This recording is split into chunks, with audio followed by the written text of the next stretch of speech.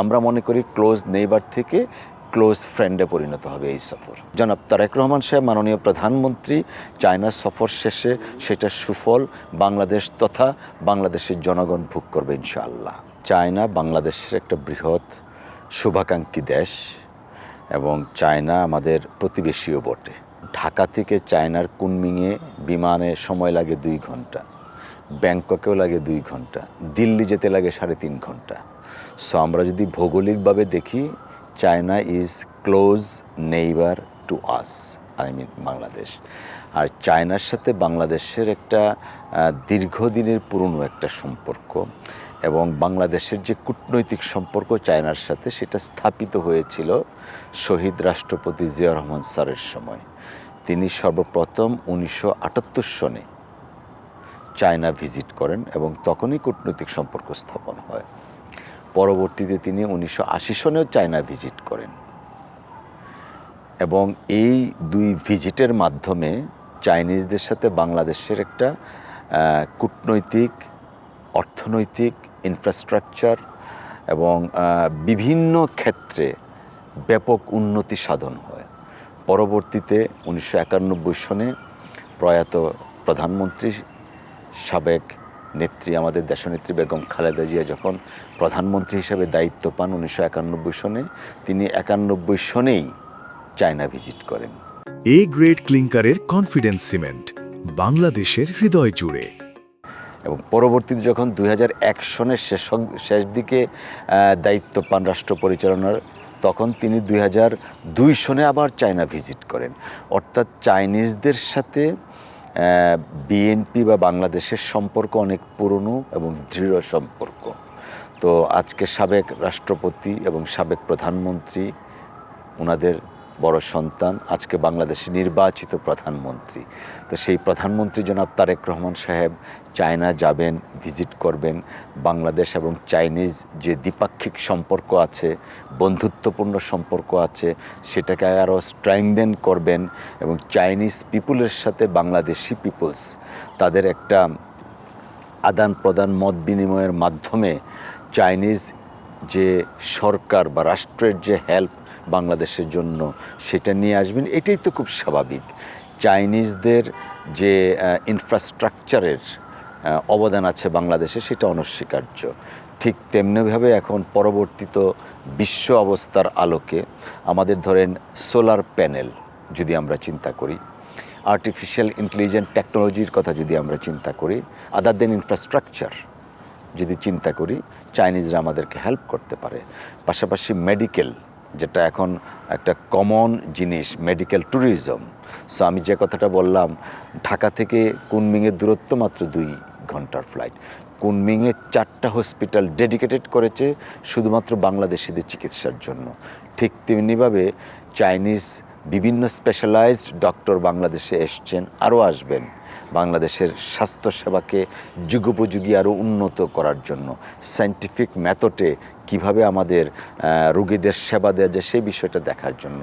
অতএব আমরা শুধুমাত্র অর্থনৈতিকভাবেই না, সাংস্কৃতিকভাবে যদি ধরেন, এবং পাশাপাশি আপনি আরেকটা ইম্পর্ট্যান্ট জায়গা আছে, ধরেন কুনমিংয়ের সাথে আমাদের যে দূরত্ব, খুব সহজেই এখানে সড়ক পথেরও যাতায়াতের ব্যবস্থা করা যায়। যেমন Chinese road and belt initiative যেটা আছে, সেটার আলোকে কুনমিং থেকে মায়ানমার হয়ে চট্টগ্রাম, কক্সবাজারে এসে ঢুকতে পারে একটা রাস্তা। তো যখন সড়ক যোগাযোগ স্থাপন হবে, তখন তো চাইনিজ ফ্রেন্ডদের সাথে আমাদের সম্পর্ক আরও বেশি উন্নয়ন ঘটবে।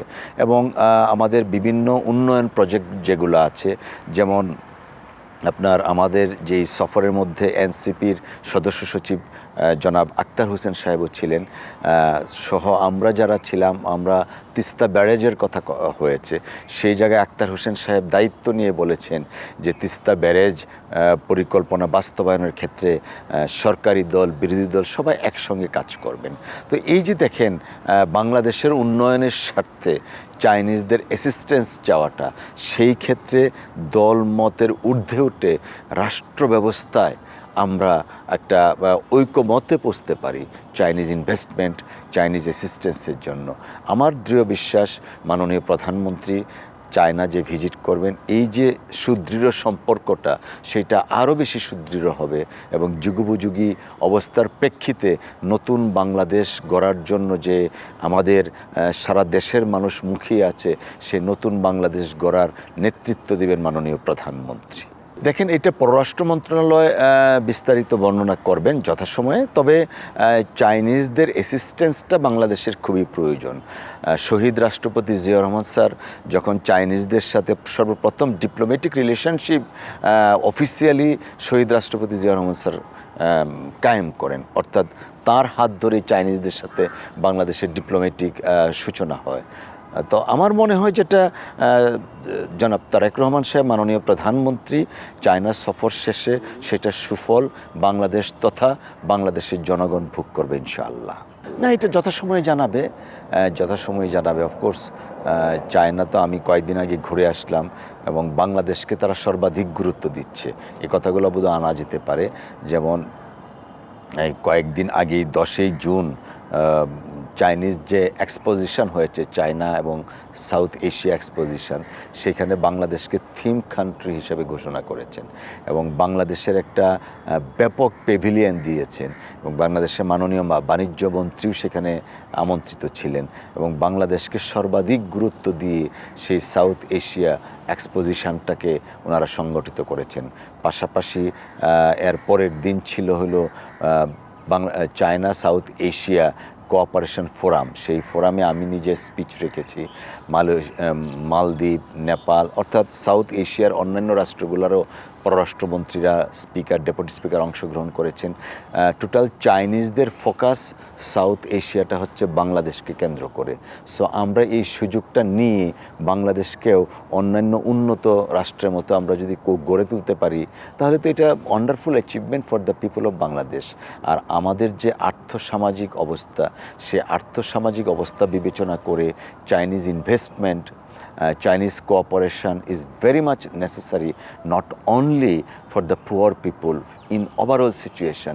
AI টেকনোলজিতে চাইনিজরা অনেক এগিয়ে গেছে, আর্টিফিশিয়াল টেকনোলজিতে, মেডিকেল সায়েন্সে অনেক এগিয়েছে, অর্থাৎ অর্থনীতির বুনিয়াদ যে সমস্ত ক্ষেত্রগুলো, সেই জায়গায় তারা ইনভেস্ট করছেন এবং বাংলাদেশকে চাইনিজরা একজন পরম বন্ধু হিসাবে ছিল, আরও বেশি ঘনিষ্ঠ বন্ধু হিসাবে পেতে চায়। তাছাড়া আমি যে কথাটা বললাম, they are our close neighbour, so close neighbour will become close friend under the leadership of Mr. Tareq Rahman, Honorable Prime Minister, and Honorable Excellency President of China, Xi Jinping. আমরা মনে করি ক্লোজ নেইবার থেকে close ফ্রেন্ডে পরিণত হবে এই সফর। Thank you.